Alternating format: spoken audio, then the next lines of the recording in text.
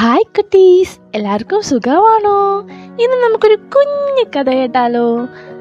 അമ്പു എന്ന ആനയും മിന്നുക്കിളിയും കൂട്ടുകാരായിരുന്നു. അവരുടെ കഥ നമുക്കിന്ന് കേൾക്കാലോ? എല്ലാവരും റെഡിയാണോ? അമ്പു ആനയും മിന്നുക്കിളിയും കൂട്ടുകാരായിരുന്നു. ഒരു ദിവസം അവർ രണ്ടുപേരും കൂടി ഇങ്ങനെ സംസാരിച്ചിരിക്കുകയായിരുന്നു. പെട്ടെന്ന് ആ കാട്ടിലൊരു കൊടുങ്കാറ്റ് വന്നു.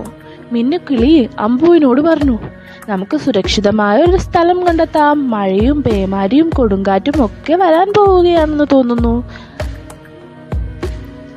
അമ്പു പറഞ്ഞു, മിന്നു, ഒരു കാര്യം ചെയ്യ്, നീ എന്റെ തലയിലിരിക്കൂ, ചെവിയിലും പിടിച്ചോളൂ, ഞാൻ നോക്കിക്കോളാം. മിന്നു അമ്പുവിന്റെ തലയിലിരുന്നു.